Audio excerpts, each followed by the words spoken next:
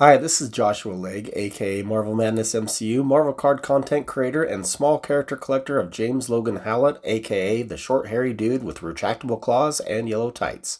And you're listening to the Marvel Card Collector Podcast.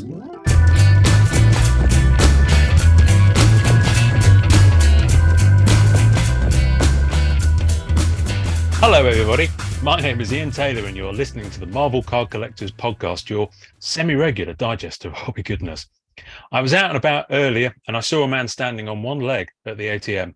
I asked him what he was doing, and he said, "Just checking my balance." Enough with the leg jokes. Let's get to the leg legend. As joining me this week is none other than the man behind the Marvel Madness MCU brand. It's Joshua Legg. Good morning, sir. Good morning. Wow, you pulled the leg thing, huh? Yeah, that's got to be done. I did have another joke actually, but I couldn't quite remember it. Let me have a go. Man goes to the hospital and has an operation on his leg. Wakes up, and the doctor says, "I've got good news and bad news." He said, "The good news is we removed the leg that was bad.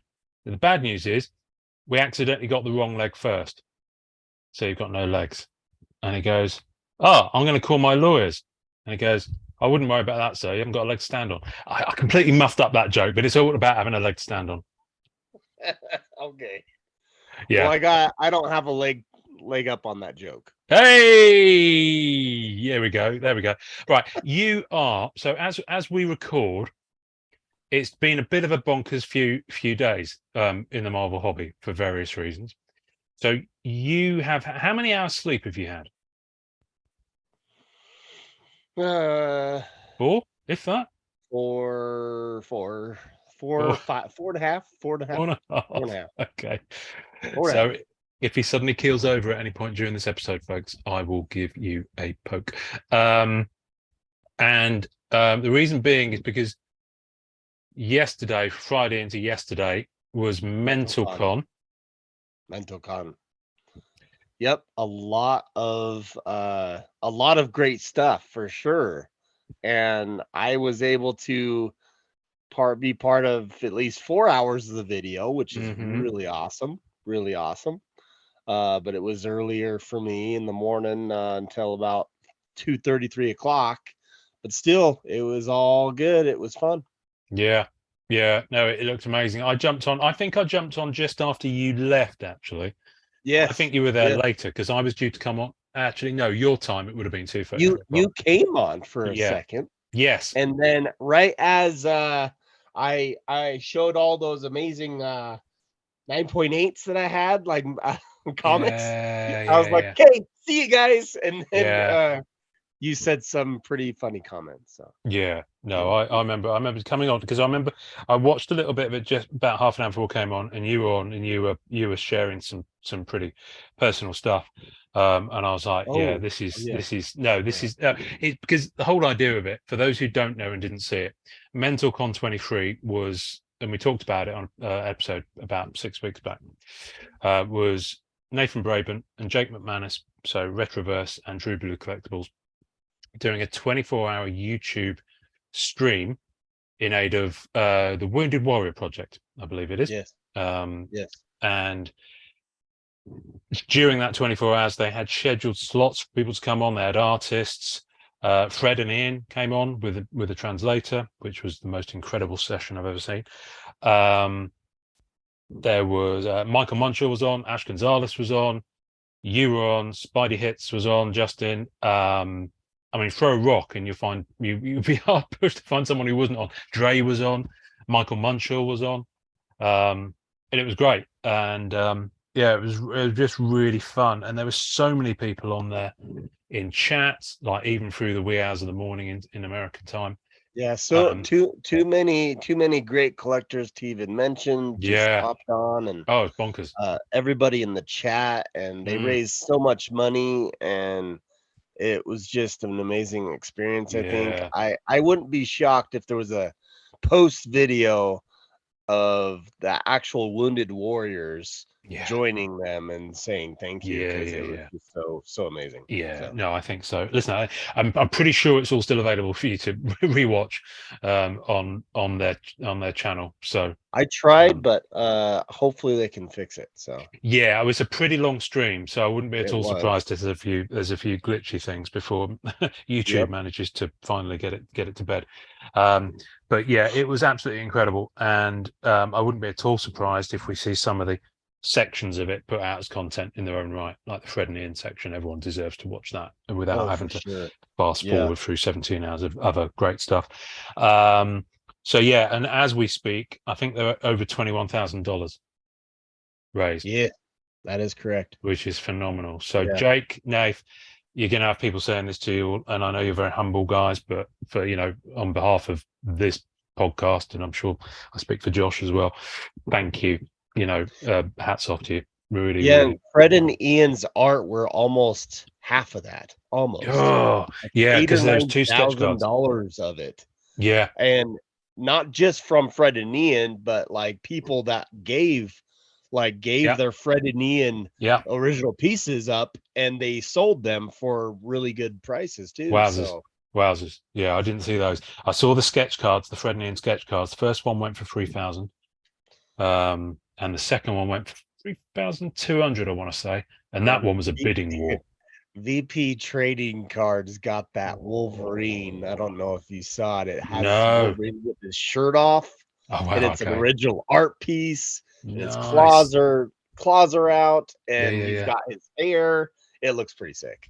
Wow. Awesome. Wow. Okay. Well, listen, we're going to get into what we're going to be talking about in a minute. Now, I'm sure loads of people know who you are, but just in case there's anyone listening, watching who doesn't know who you are, who are you, and what where would people know you from? My name's Joshua Legg, and I am. You're gonna find me at Marvel Madness MCU on YouTube, Marvel Madness MCU on Instagram, and just regular Joshua Legg on Facebook. And that's just where you're probably gonna find me, and you're also gonna find me on the Marvel Roundtable. I'm able to be blessed to be part of that, as well as we do Marvel Unbound every Mondays. Haven't been actually able to join quite a bit of those videos because of my schedule with kids sports. I have 5 boys that I'm raising with my wife. 5? Oh my goodness me. No wonder you look tired. 5 boys. Well, I got 5 boys. I got my career and all that stuff. Oh, and good people are like, wow, you're doing content too. I'm like, yeah, I try, that's all I do. So yeah, that is Marvel Madness. So what do you do? I've never asked you this. Now, I don't know if you say this, but what do you do for a living? What's your day job? I deal with Motorola. Okay. And when I say I deal with Motorola, I work for Motorola. I sell two-way radios commercially. Oh, okay. Cool. A lot of people still use commercial radios. Yeah, especially in America, I'm sure. Oh yeah, ski resorts, hotels. Yeah, they're always using that emergency communication. Then you got the mine sites, all the mines, copper mines, all that jazz too. Yeah. Quite a bit. For sure. Yeah. Wow. Okay. Cool. But a little bit about me. I mean, I started my YouTube channel back in 2021 for fun, just to show I didn't ever think it would go past 50 subscribers, It's like it was just for fun for me to show like my personal collection that I had. And I started opening some boxes, and then I started talking about content. I did an early one right before, it was like May 2021, right before X-Men Metal Universe came out. I did a joint video with Spidey Hits on the whole set. And you can watch that over again and see how much me and Spidey don't know about X-Men Metal. It was that like it was crazy. Yeah, it was pretty fun. But just a little bit about my name, Marvel Madness MCU. People may think that MCU stands for Marvel Cinematic Universe. It actually stands for Marvel Card. universe. Oh wow, okay. Yeah, that's an Yeah. acronym people aren't going to get in a hurry, is it? No, it's not. no. And so I mean, we talk about MCU all the time, but I'm just saying that's really my whole intention from the beginning. I had wondered because I know there's a guy who we spoke to, then he kind of disappeared. I think he's still around, who had the moniker Marvel Madness. So I always thought you'd chosen it because someone always had already had Marvel Madness.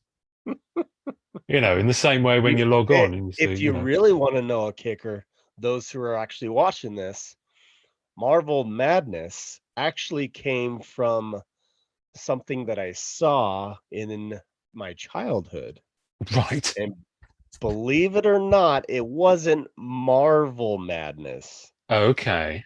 but it was Marble Madness. Oh, okay. Yeah. Very good. And if you look really close, I actually tweaked the Marble Madness letters to make my own Marvel Madness. Oh, okay. Nice. Nice. It's fun. Well, some gigs. Got to be done. It's got to be done. What do you collect? Wolverine. Character collector. Wolverine. Salute you, sir. Salute you. Character collectors unite.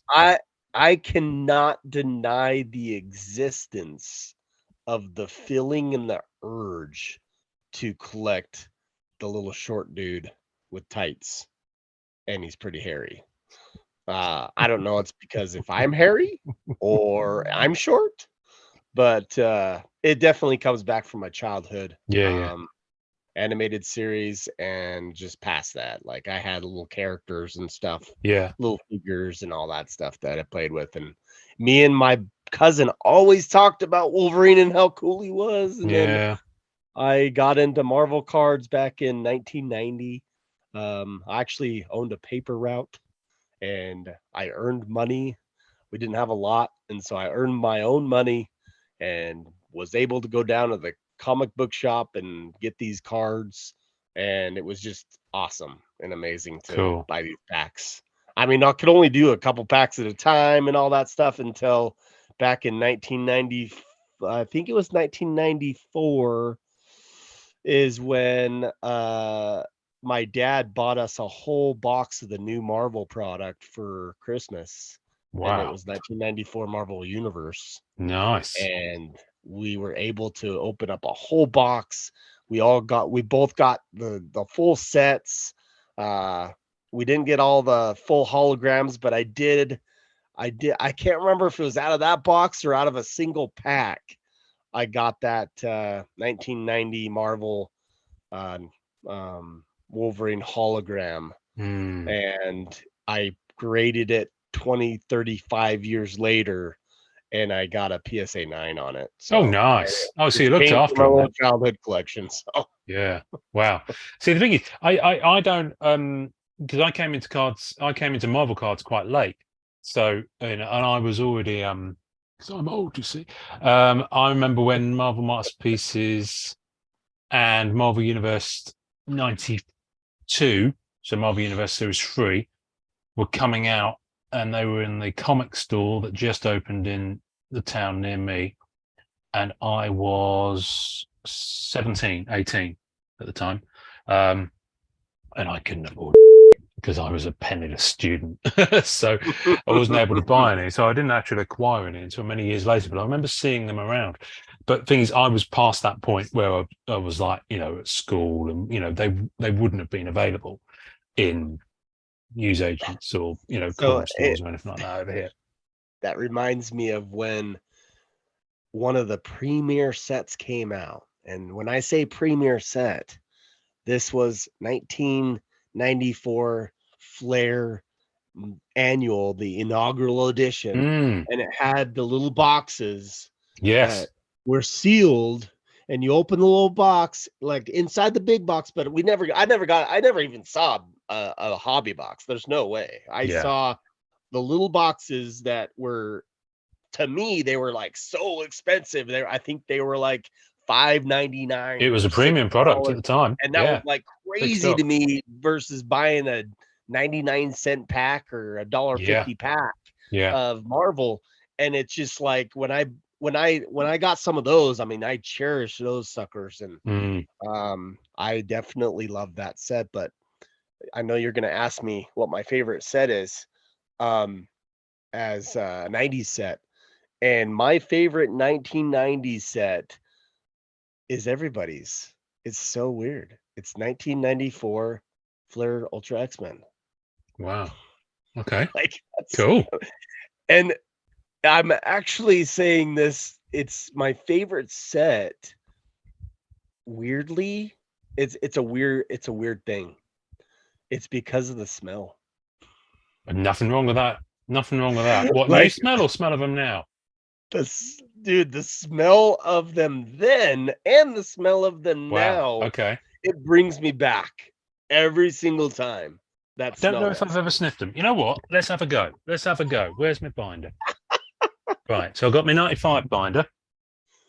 Seeing, I don't know if the smell wears off, but right when I'm going you to find open out. that, I'm going to when find you out. open that freaking pack. When you open that Oh, that freaking pack, what one of these? Hang on, let's have a yes. let's have a smell. Let's have a smell. See. Oh yeah, you know what? That's got that fresh pack smell still because it would have been folded. Brings it back, man. Oh yeah, that's nice. I can't believe I'm doing this. I'm having a good sniff. We sniff cards together. I can see it's going to be in the tasting notes. Right, I'm going to sniff. Who am I going to sniff? I'm going to sniff Omega Red just because I can. Yep, it's got it. You want to have a sniff? Go on, have a sniff. Oh wow. Yeah. That's it, man. Yeah, it's got it. It's got it going on. It's got it going on. I don't have to be honest with you. I probably weirdly I mentioned this in passing yesterday. I think much as I love these sets, I absolutely love them. And I've got an uncut signed by Nelson actually, which he signed not long after I started the groups. Much as I love these sets, I might part with them.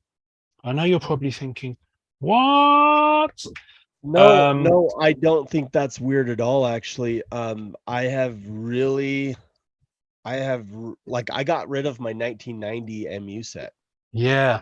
I did. And this is the weird part, is the sets aren't doing it for me anymore as I get older.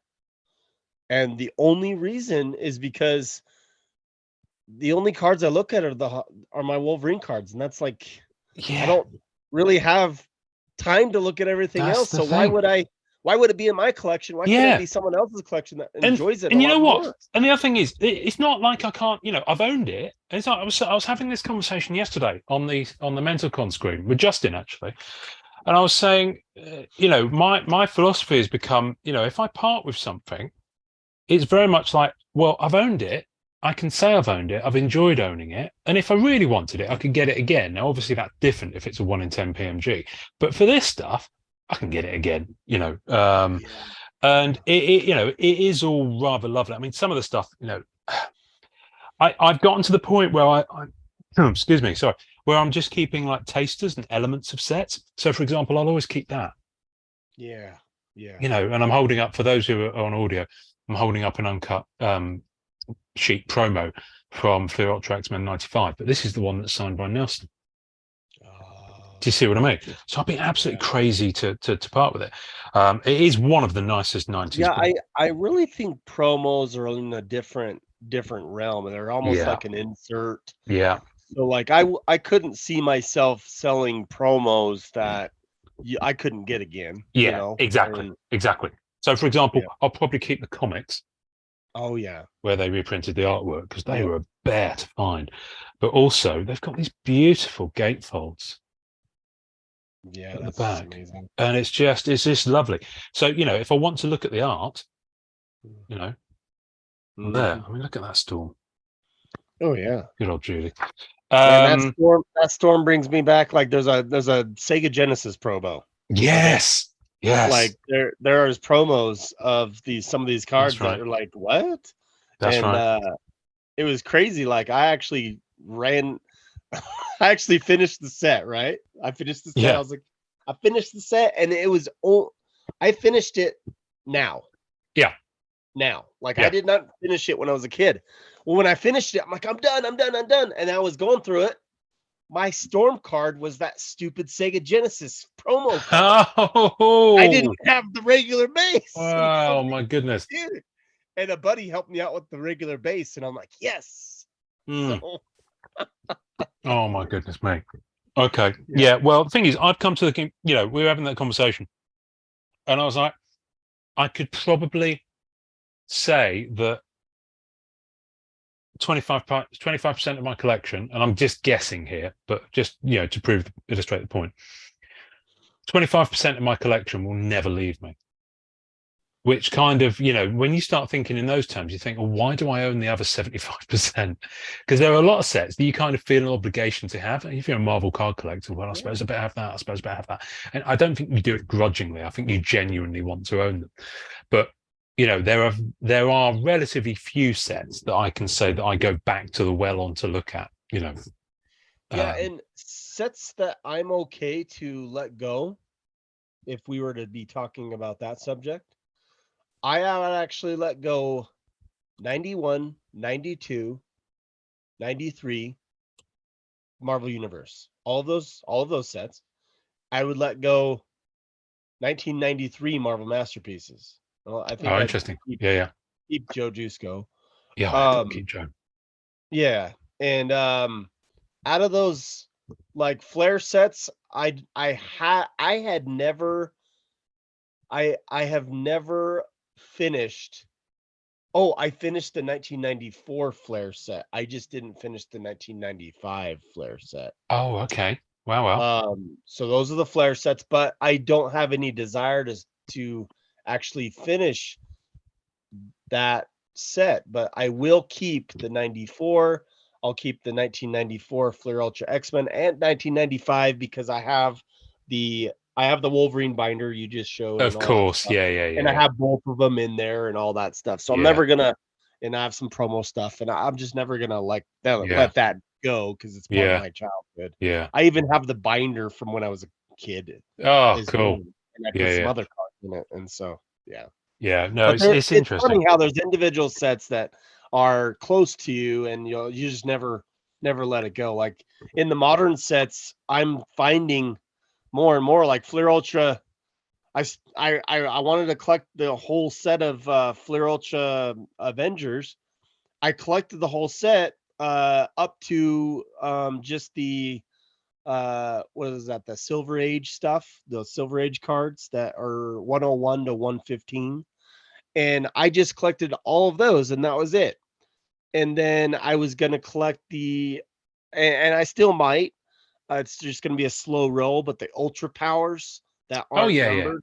Yeah. There's like 50 of them, but like I have quite a bit of them, so I might actually complete that set.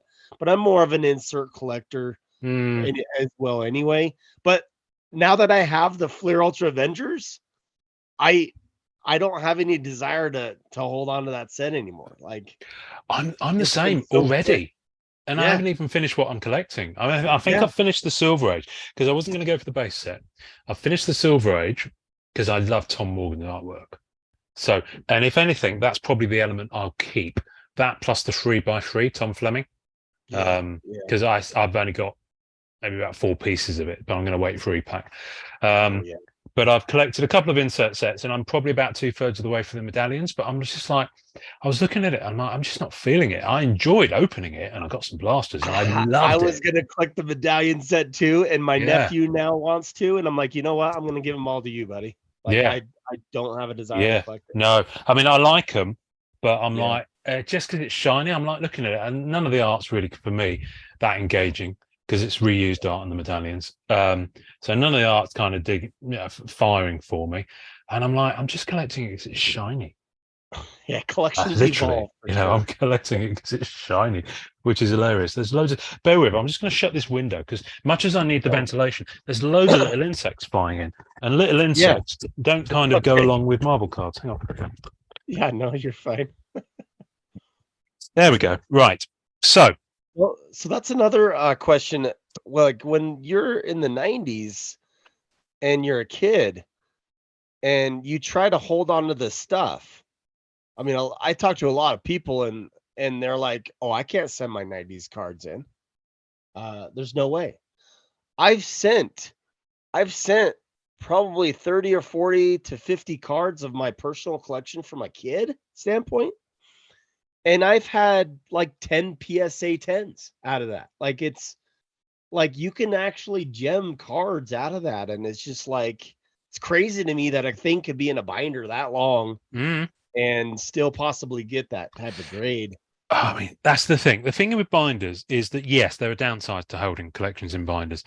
But for the most part, if they've not been messed around with too much and they're not overfull, And the temperature has to do with yeah, it a that lot, generally too. speaking, it does actually keep your cards in pretty fine fettle. I mean, I always anything now that's in the sleeves that were available in the 90s, forget about it. You know, you get them out of those sleeves. You know, and people who still reuse those flare pages that came in the binders. Don't use them because they'll eat your cards because they're 30-year-old plastic technology, you know, and they degrade. So I swap mine out every maybe 8 to 10 years.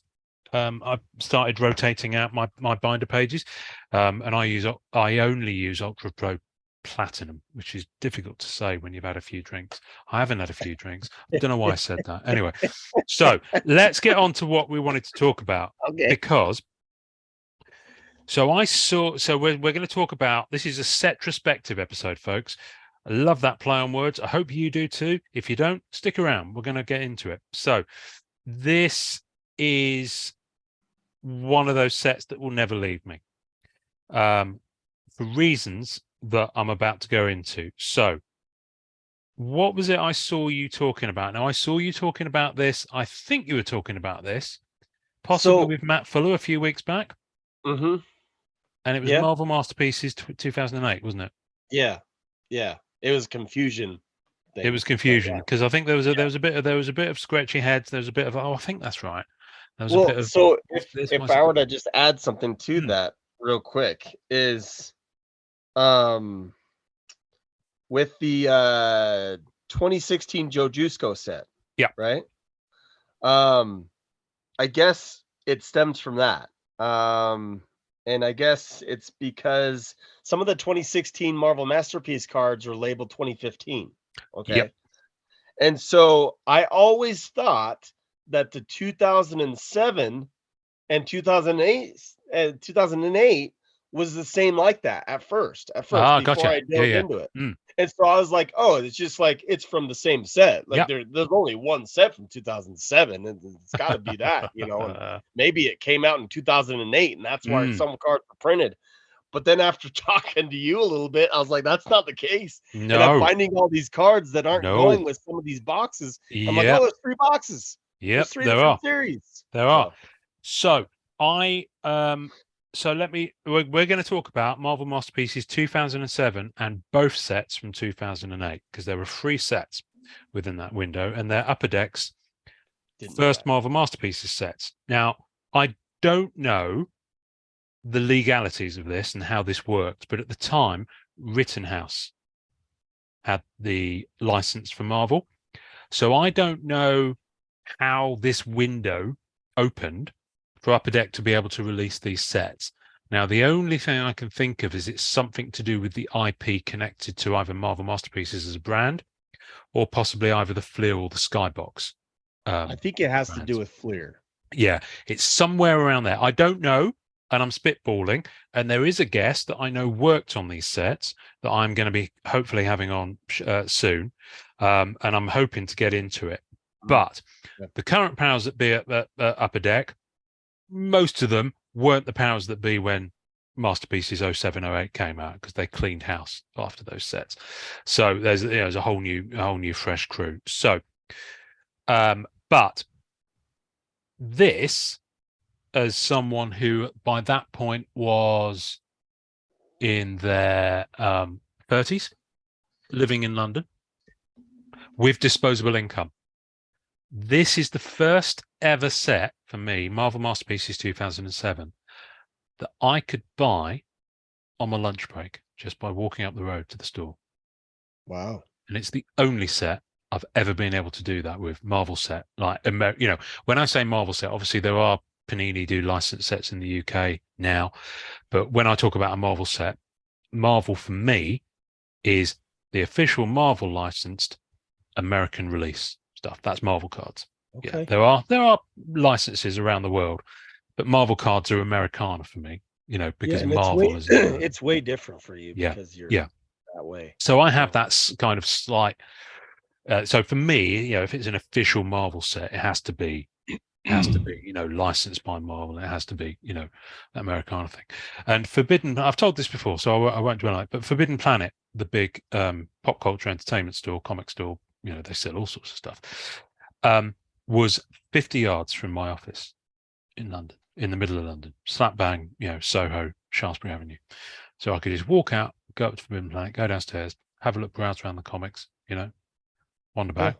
And then I saw an open box of Marvel Masterpieces 2007. I was like, ooh. So I bought some. I can't remember how many packs I bought, maybe half a dozen packs. Okay. Went back to work, opened them. Went back the following day, bought the rest of that open box. Was this 2007? This was in. I can't remember if was this 2007 set. It was yes. This was the 2007 set. The following day, there was a new box out that had maybe 4 or 5 packs gone from it. Bought the lot. Following day, third box was out. Bought the lot. That's it. I didn't have any more.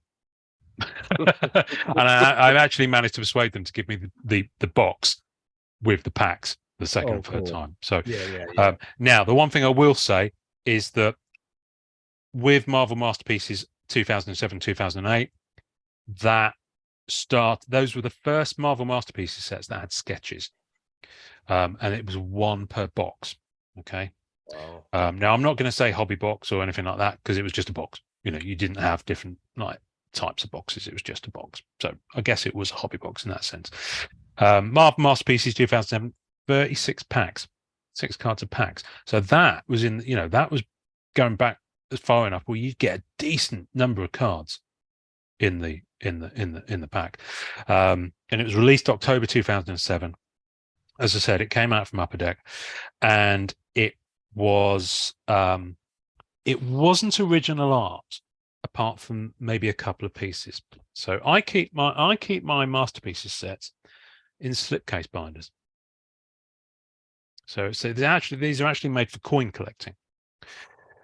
So the set came out in October, but I knew it was coming because at San Diego Comic-Con that year, they had these. Now, what I'm holding up here is a card, kind of, I guess it's like a card folder, but it's also it's got a 9-page in. So it's got a card sleeve in, 9 up cards. And these cards, this is a limit. It says on the back, the limited edition preview set is limited to only 1,000 copies and available exclusively at Comic-Con International 2007. And that front cover. Don't have that. No, it's when you see it, get it. I've seen a few. I think I've seen maybe 2 come up in group over the last 4 years. One of them I think was undersold. Was there a Wolverine in it? I'm consulting. No, there wasn't a Wolverine in it. Okay. But the cards. I mean, not saying that I wouldn't pick it up because no. It's pretty awesome. Now, history. for the most part, most of the cards in this 9 card set were not in the main release. Okay. But some of the artists, some of them were. Some images were. I think a couple were. Okay. I think. The more I think about it, I think Captain America might be the only one. So they're numbered differently. They're PT 1 through 9. So I'm just holding up the black suit Spider-Man. And so when you're saying it's in it, it was the art system. Yeah, and that's Ryan Kinnard. Or Kinneard. I can't remember how you pronounce his name. But they are rather lovely. Now, like I said before, most of the art in this wasn't original, but it was produced for cards. There we go. You've got the foil version. There we go. I had a feeling that had appeared in the set. Yeah. Yep. So what Josh has just held up is the Captain America artwork, which I think Steve Epting. Let me have a look at the back. Well, No, could it's it have Ariel been? Olivetti. Sorry, Okay. Ariel Olivetti. There we go. So that's that one, which is amazing artwork. Yeah, I actually know who's it got is the original crazy. of this as well. It's beautiful. So what you're holding up there is the foil parallel. Yeah. And we'll get into the parallels in a minute because there's some interesting little things to look for on these. So, wow. But this one on the back, it's got a different back to the one that you'll have. Yes. Very different. Yep. Very different. Now, the other Definitely. thing I encourage you to look at. In fact, no, I'm going to hold this. I'm going to do it in a minute when I've got all three examples in front of me. But anyway, there it is. And so this 9-card set is just gorgeous. Let me hold these up properly so you can have a look at them for those on video. So you've got some truly amazing work in here. You've got Barry Windsor. That Hulk might be in this set too. No, the Hulk in the set is Just Go. Oh, I've seen that Hulk so many times. You will do. You will do. Yeah. So as I said, most of the art in here was from the Versus system. So Upper Deck had commissioned it 4 cards. So it's not for the most part, it's not come from comics, which is brilliant, from my point of view. You've got Steve Rude in this 9-card set. You've got Tim Bradstreet, Ariel Olivetti, Arthur Suydam. I think that's how you pronounce his name. I mean, look at that Deadpool. Yeah, that is Deadpool collector. It's just, I mean, they are beautiful cards. They're beautiful cards. And I do like this logo. This logo was only used for the 2007-2008 sets. But for me, I do want to say something real quick on that Punisher. Out of all the characters, that Punisher is like real. It's realistic. Yeah, that's Tim Bradstreet. He did covers for the Punisher comics as well. You don't see that a lot. No. At all in the 90s. You see all the comic stuff.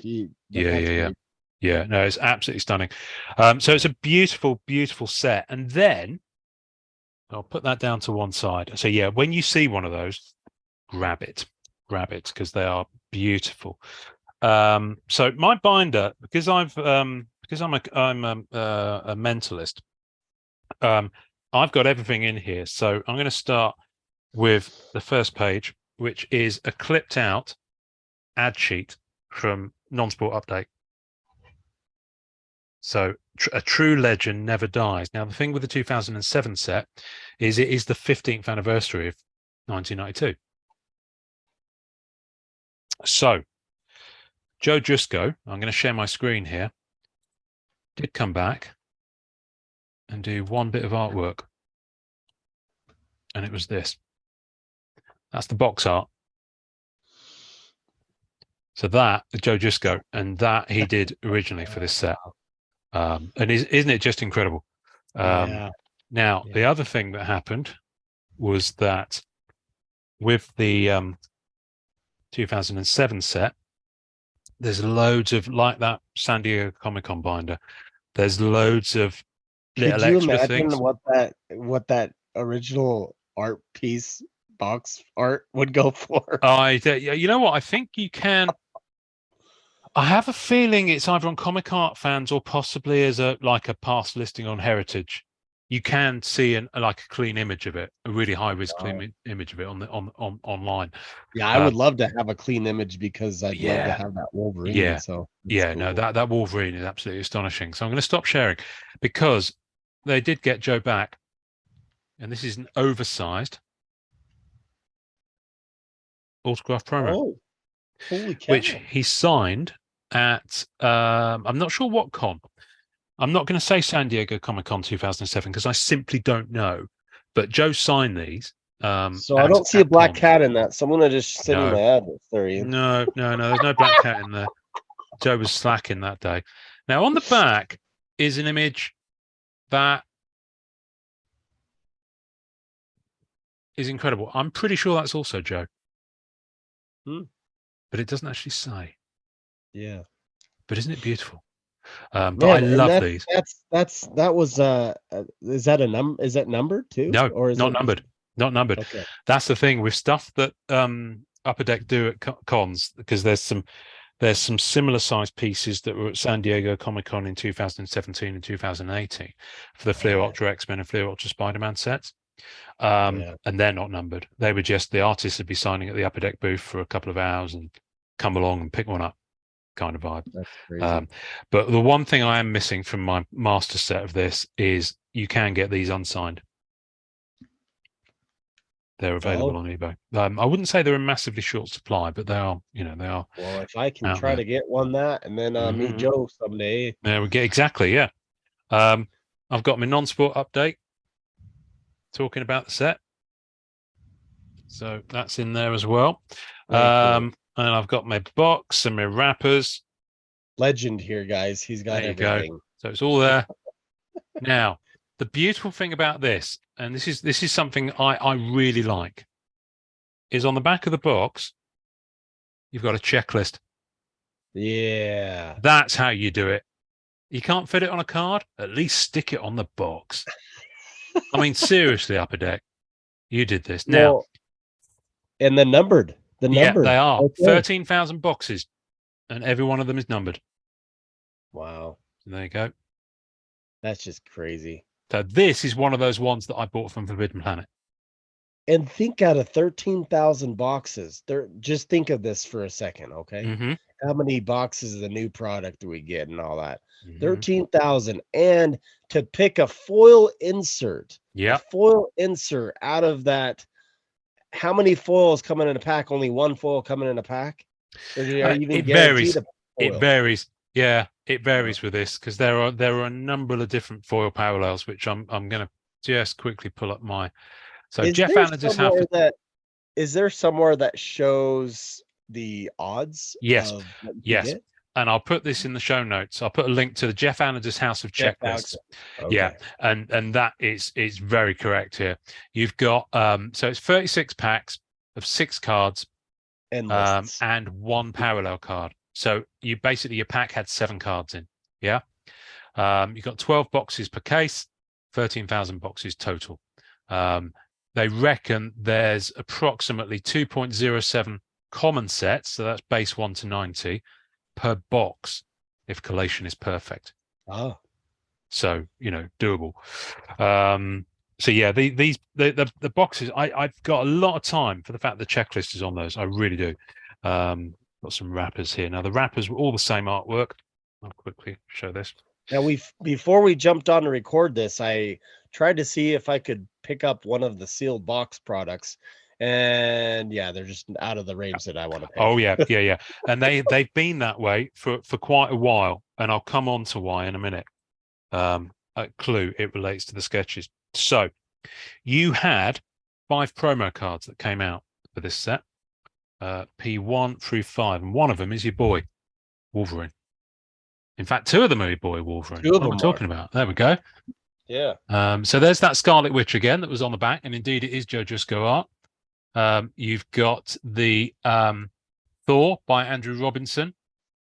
The Magneto's Ariel Olivetti. And then you've got the first Wolverine here is Alex Garner, and the second one is Alex Hawley. And they're numbered P1 through 5. And yeah, celebrate the 15th anniversary of Marvel Masterpieces with an all new Marvel Masterpieces trading card set. Look for randomly inserted sketch cards, 1 per box, coming October 2007. Yeah, that's so there you go. And like I said, they're numbered P1 through 5. Put a pin in that. Remember that. I got the 2 cards. You got both of them. Yep. Nice. Right. Now, there was, before we get into the actual Marvel Masterpieces cards, there was a really bizarre insert in this set. And you might look at it and think, WTF is that doing in any set whatsoever, at least in a Marvel Masterpieces set? And it was something to do with Upper Deck's points thing. So, Rittenhouse had that thing where you send in wrappers and you can get exclusive cards. Upper Deck did something similar, and it was Upper Deck points. So each card had a serial number in, and the way they inserted it in Marvel Masterpieces was they did a yeah. Yep. And of course, there's your boy Wolverine in that. So you probably I have a couple of those. Yeah, what's going on with this? I mean, they're common AF. They were just randomly in there. And you got this individual code. So I think the idea was, and it's hats off to them, because this is 2007. Don't forget, a lot That's of this so stuff cool. hasn't really, Yeah. this would have been kind of, new stuff for a lot of people. Having a code in 2007 that you could uniquely redeem online. Not a lot of people are doing that. Yeah, Now that it's is way cool. really it's commonplace. You don't even Way need cool. the code. So before I get into the chase sets, I want to have a look at the base set. So you got 1 to 90. Let me just get through my chase cards because I've got my chase cards on the top, you see, because I'm way too excited about things. So just letting everybody know, if you don't know much about this set, you'd get lost in a heartbeat. Just because of the fact that, like I told you, like the 2015, 2016 totally threw me off because there was not 2 sets in 2015 and 2016. There wasn't Well, 3 some of the sets. There cards was are numbered 1 set. 2014 because Joe took. Really? I Yeah, didn't know that. yeah, Okay. no, yeah. Joe took quite a few years. I think it was a best part of 4 years painting the set. Yeah, but the card said 2015, 2016 still. Yeah, I'll they come were back. printing them up. But there was like Yeah. little like he put 1-4 on some of his. Oh yeah, artwork. But some of them were printed in advance. So it's going to be exactly the same situation with Marvel Okay. Masterpieces 2022, because of course it's coming out in 23. I know the Yes. sketch cards say 2022 Marvel Masterpieces. I don't know about all the other cards because we've not seen them, on the back. Right. So we don't know what it will say. So you could end up with that, someone having a podcast in 10 years' time and saying, well, hang on, what about the 2022 Marvel Masterpieces set? Someone will say, well, you see, that was delayed. Remember that pandemic we had? Anyway, so yeah, like I said, I'm not going to go through the whole base card set. I just want to talk about the structure of it. There's a lot of delightful things in here for you to discover. So that Just Go art, they used it on card number 1, which was like a header card. Yes. Okay? So this is the base here. Okay. And you see the base down there. And the way I've binded it is you've got the base, then you've got the foil, which is beautiful. I'll take it out the sleeve in a minute. Then you've got the gold border. Okay. So let me just go back to my pack odds here. Your foil parallels for the base set, well, for any of them, I think it's 1 in 4 for the foil. 1 in 4. 1 in 4 Wow. is telling me So here. if you were to think of that, 1 in 4, 1 in 4 packs and 36 cards per box, right? Yeah. Man, that's just crazy to me. Actually, no, sorry. It's you get 5 of them over 6 packs. Sorry. 5 of them over 6 packs, because then you've got right, here we go. This is so in every 6 packs, you will get 1 gold border, and then 5 of the packs will yield a foil variant. Yeah. I see. Okay. So that's how that collation breaks down. So it's because it's laid out above each other on the website. It's quite difficult to see them side by side. I do have a gold border Wolverine. The gold border Wolverine. That's a gnarly piece of artwork. That is. Way happy with. Yeah. Who's the artist on that one again? Neil Adams. Neil Adams. Yeah. And that's the thing with this set. It's got some incredible artists in it. It really has. Bill Sienkiewicz has got art in here. Michael Golden has got art in here. Alex Maleev has got art in here. Adam Hughes, Brian Hitch, Terry and Rachel Dodson do the Black Widow card. Brian Stelfreeze is in it. Ariel Olivetti, Alex Garner, Linnell Yu. I mean, listen, big names in this set. Now, the interesting thing about this one is that it's a chopped off portion of that Just Go art that he did. Yeah. Which is actually a shame. They could have done a triptych of that, 3 cards with the image joined together, which they've done elsewhere in the set. I'll come on to that in a minute. Now, I'm going to turn this around, okay? Do you notice anything about the backs of these cards? That's the base card, by the way. Well, they put the Wolverine on them? Well, there is that. Look at the logos. Look at the logos in the bottom corner. Yes. Okay. So the base one has got the Skybox logo.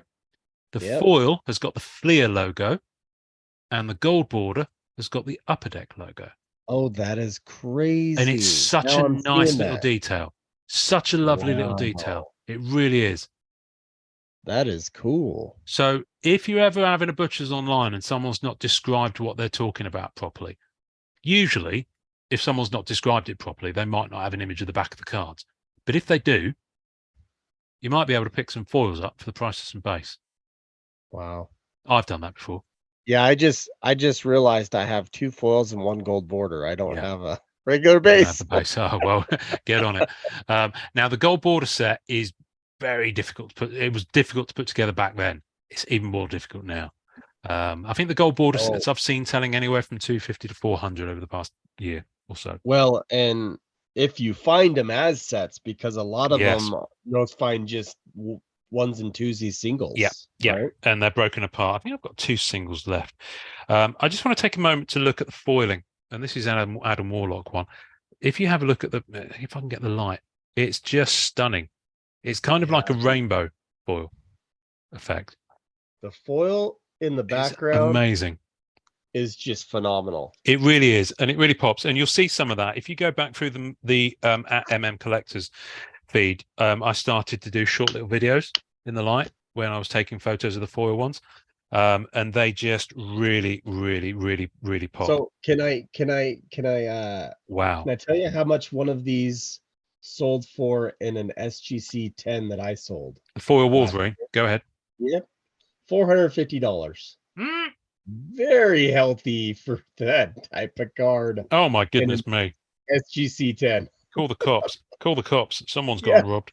Well, here's the deal is like I had it just up. I didn't think people were gonna buy it. A lot of my cards that I had up. If they want to buy it, they can buy it. You know, someone wants it.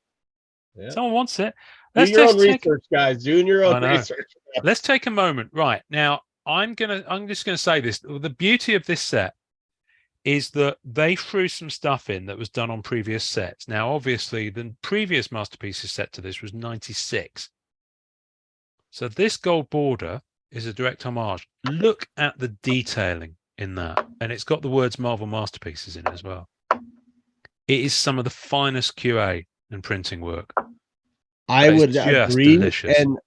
And you know, it's just it's foil. It's shiny, like it's so cool. Yeah, so cool. But it's just the detail and the you know, if it's hard to catch in the light, but just look at the detail within that, and it's lovely. And the edges are clean. I love it that it says Marvel Masterpieces. Yes, right, that's what I love, and it says it both ways. Yeah, and it's turned so it's facing outwards each way. So it's just. Beautiful. This is one of the reasons why, you know, 1 year of the podcast, we had the episode tiles with the gold bordering down the side. It's directly paying homage to that. And I loved it. I mean, they're lovely. It's worth checking out. One of the things I love about the set is that, and it is very Marmite, this set. It's very Marmite because it's got such a different level of styles. So you do find that a lot of people, up until fairly recently, would dismiss this and the following 2 sets because of the reused art, and because of not on 2007 but on 2008 some of the QA issues. Now 2007 was the only one with a gold border. That's right. Correct. I'll get on to the other ones in a moment. Okay. Great. So I just want to take a moment to highlight the dagger card, which the foil version of which is astonishing. If I can get the light on that, look at that. It's just amazing. So I know we're not going to go through all these, but no. What is your favorite foil card? I'll come on to that in a moment. The reason I'm highlighting this is because Mike Wieringo just passed, and it's his artwork. Oh wow! And it's in memory of. That's I always find that quite wonderful that they chose to do that with the back of that card. I think it's stunning. Yeah, that's amazing. It's lovely. Kind of makes me well up because I'm a big softie. What's my favorite foil in terms of the effect? Hard one, because every time I look at them, it's different. The Doctor Strange, I've got it simply because the artwork lends itself to the foiling. The Doctor Strange, which is Bob Larkin. I mean, if you look at that, just look at the foiling on that. Well, really you know what's funny is some do all foil and some have Yeah. just the color, right? And I'm going to say the Doctor Doom as well. The Doctor Doom does the is whole freaking just, thing. yeah. Doctor Doom. I mean, look at that. Yeah. I mean, it's just, sorry, my camera's terrible for this. Let me get it up close. Look at that. It's right Yeah. there. Look at Yeah, yours is better. My light source is behind me, unfortunately. so amazing. Yeah, I'm it's able look at to- that. Look at that shine. Yeah. Look at that. It's lovely. I mean, honestly, you could do your teeth in the mirror with that. Hey, this is my favorite card. Go on, hit Let me me. show it. Here we go. Hit me, Daddy. I was trying to find it, and I The just Moon found it. Knight is possibly one of my favorite cards. I'm going to get to that, but you show yours. So Norin, where are you? Come on. It's not Silver Surfer. Well, it's Iceman. Oh, that's lovely in the fall. Now there is a standard QA issue with that. There's one spot where it doesn't quite work. I can't for the life of me remember where it is now. It just looks a bit odd. Well, anyway. the whole card does. The but whole you card have is to- amazing. You have to look at it in the shine Yeah, to fully understand it. But that's It's my lovely. favorite card. it is. Like It is amazing. In It's terms of the just artwork, because you can see his whole. you can. It's so cool, so cool. Let's Yeah. just take a moment to appreciate Bill Sienkiewicz. Yeah. I mean, look at that. It's just phenomenal. And the gold border of that is just chef's kisses, even though it does cut off some of the artwork. So yeah, no, there's so many good pieces. I'm not like I said, I'm not going to go through them Yeah, all. there's too many. There's so many in here. There's some real mix of styles. I do want to go on to the chase sets and then we'll move on to 2008. So the chase sets, Okay. you had 2 9-card chase sets. You had a Spider-Man set, which is this one here. And you'll probably you'll have seen that artwork before. That's Phil Noto. Yeah, and the Venom's pretty popular. Venom's one, Ariel Olivetti. There's a few Phil Notos here. And then you also have an X-Men insert set. Again, 9 cards. Now this one I know you'll probably be familiar with because he's in top row. Brian Stelfree's artwork. Oh wow! There he is. And so was that's a foil set too, right? Yes, and that's what I was going to say. There is only one. Now, a gold border set doesn't exist outside of the base 1 to 90. And there's not a base of that either. Turn that one. Turn that one over. Turn it around. Is that the foil? Yes. Well, no, there's not a base of that, but basically there's a regular chase. So there's your regular chase 9, Yep. and there's your foil chase 9. Oh, there is a regular. Yes, chase. that's what I'm saying. There's a regular set, and there's a foil set of both the Spider-Man and the X-Men. I need to get the regular. Yeah. version So of get the yourself the regular. regular. I will have it. I don't think I've got any left. Yeah, it's- But I'll have a look because I did have some quite a few extras for these, so I will check my box for you. okay. And there's a foil for the Spider-Man. So then we've got some rather stunning triptych panels. Now there were several of them. First one is Drew Struzan, which is that one,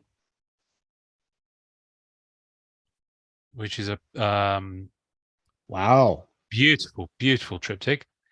Then you've got an Alex Ross one, That's which cool. is again just stunning. And then Very the bottom one is Art Adams,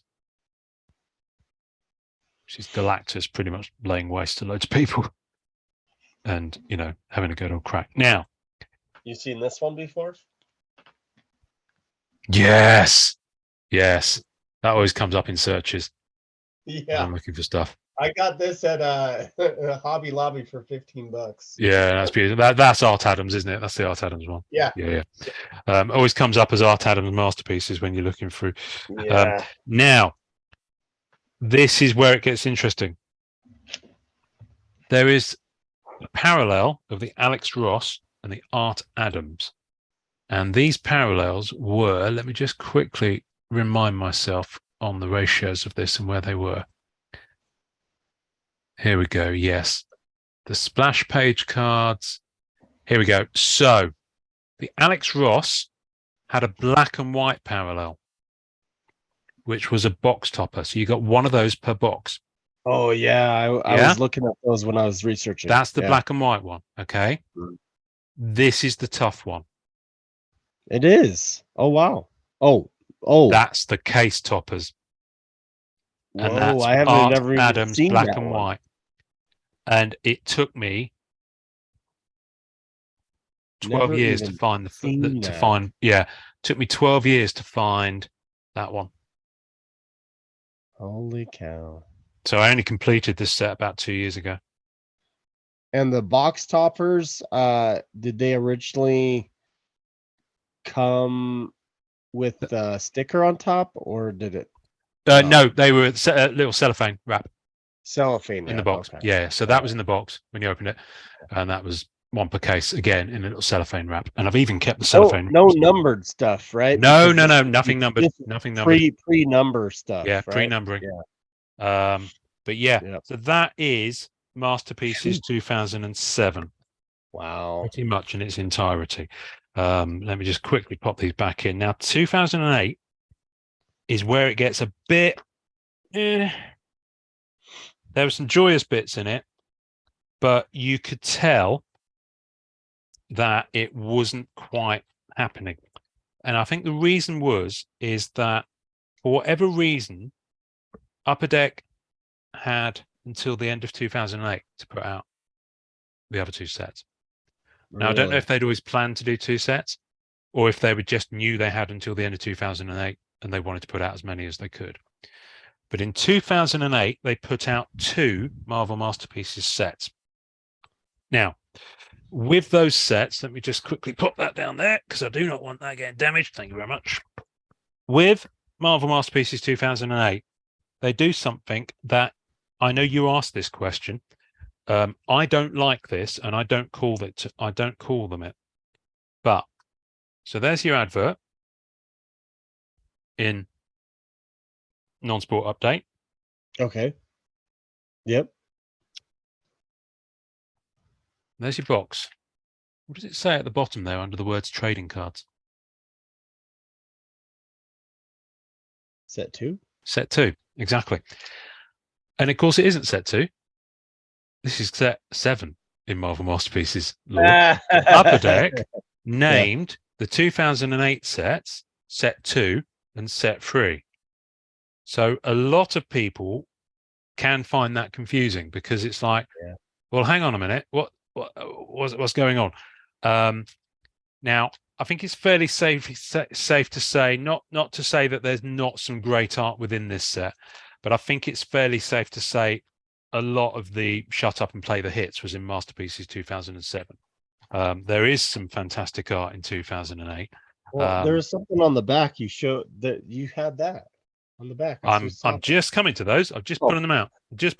So, in Masterpieces, let's quickly just for gigs.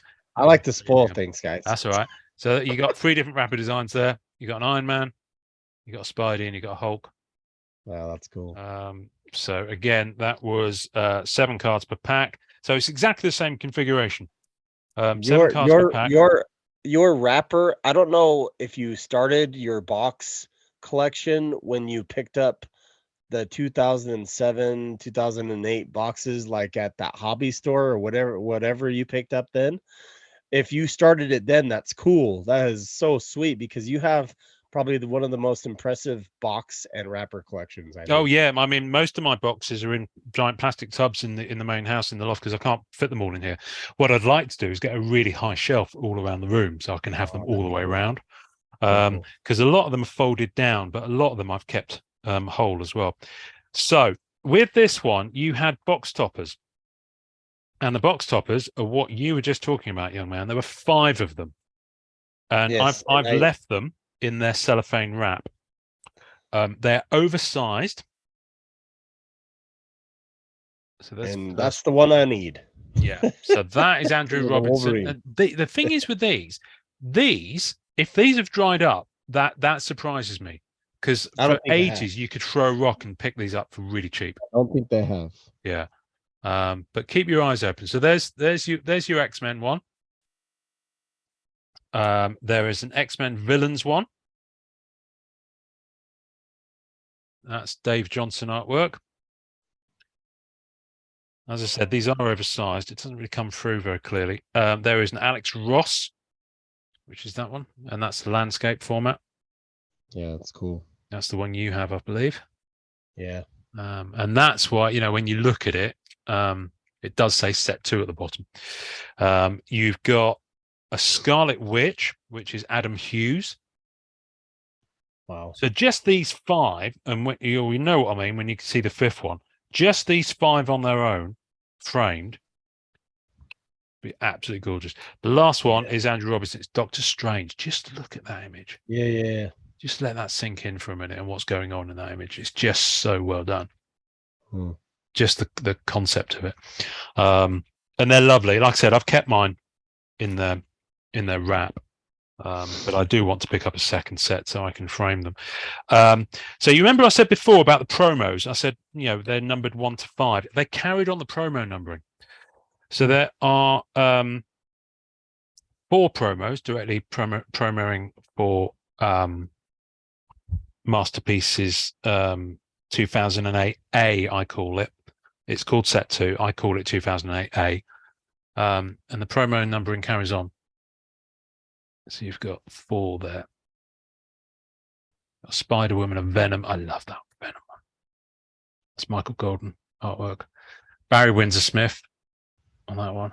So these are big artists. Now, when you asked me earlier what I collect, and I said Wolverine, I do have a woman character, and it's Spider-Woman. So that's where that's a nice one to look for. It's a from. really unique imager as well. Trying to think if I have that or not. Yeah, it's worth picking up. Like I said, it shouldn't be scarce. They put out quite a lot of these promos. So again, it was all of these sets were 1 sketch per box. I'll come on to the sketches at the end.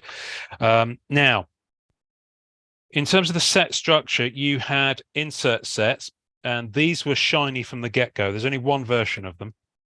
There are 2. They're 9-card insert sets. One of them is an Avengers set, and they have a kind of it's a different type of foil effect.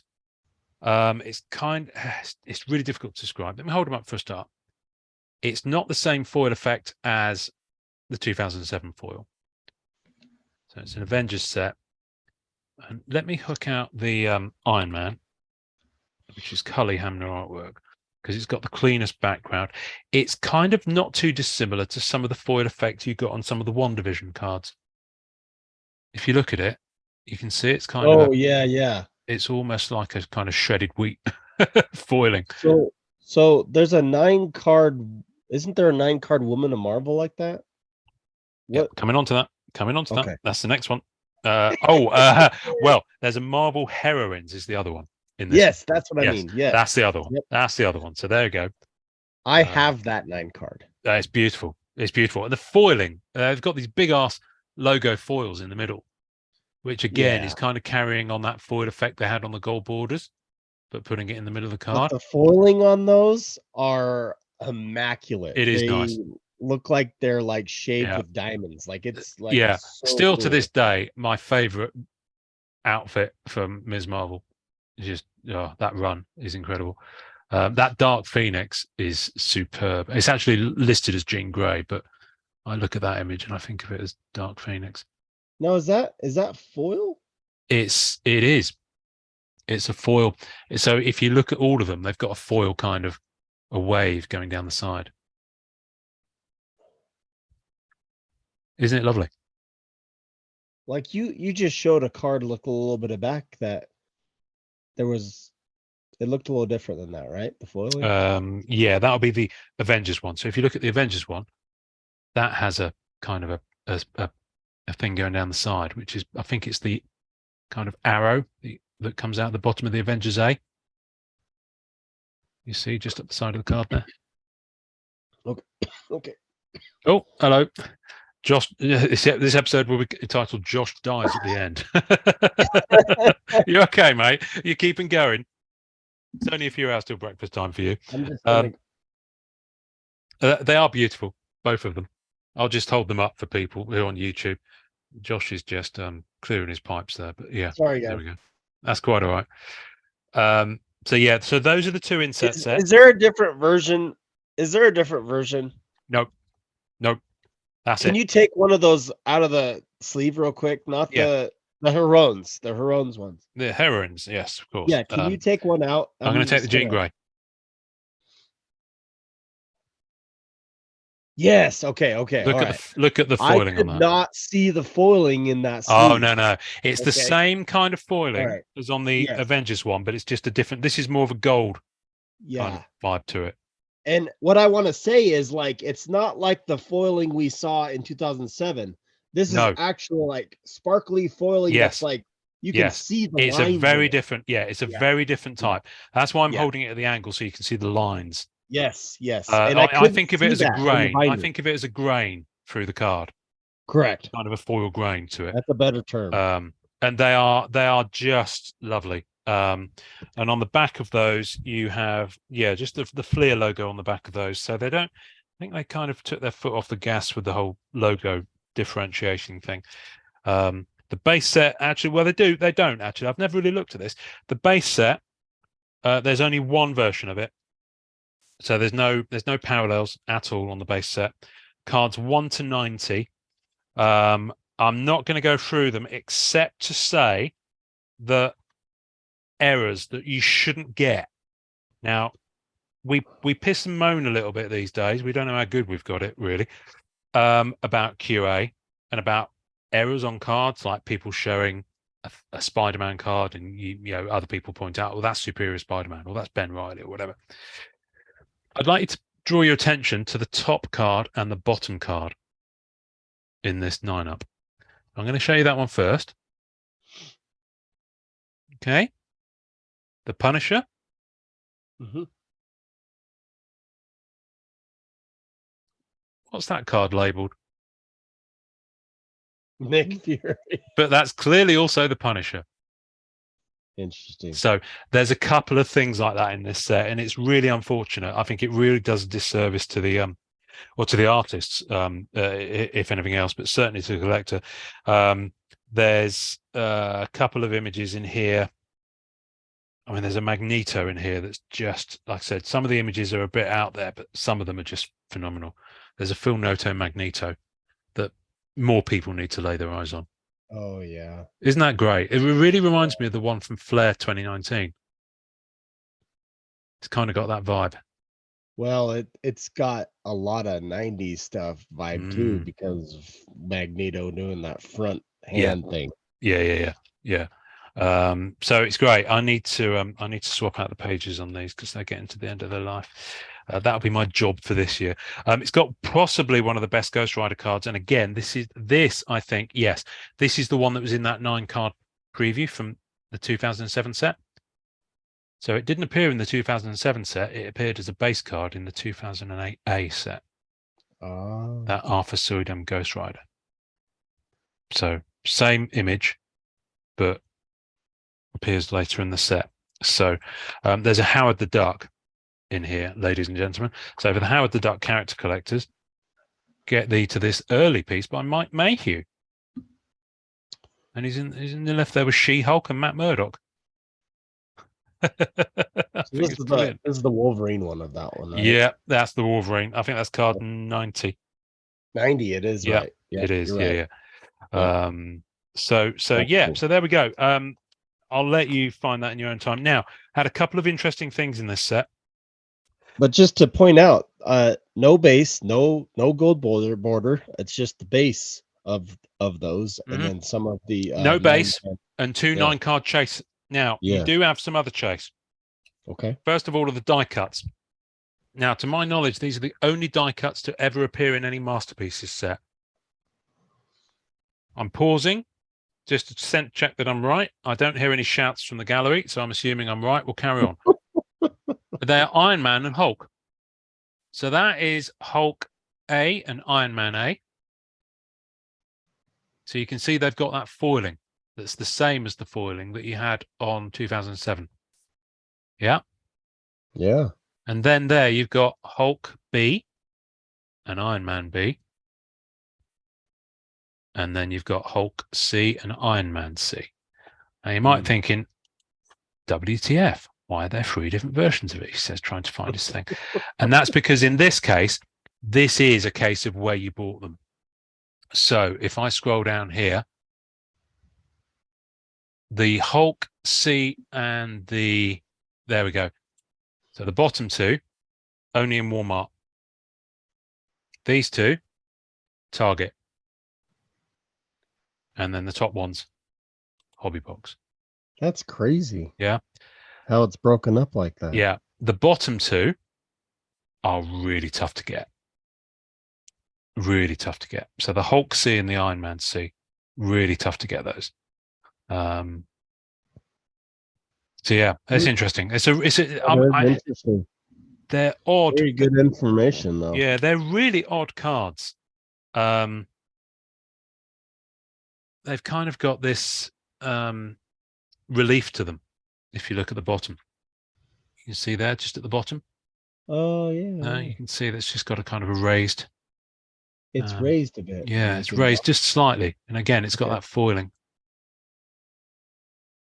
Wow. But they are nice. It took me quite a few years to find these. Yeah. So, and then the last thing.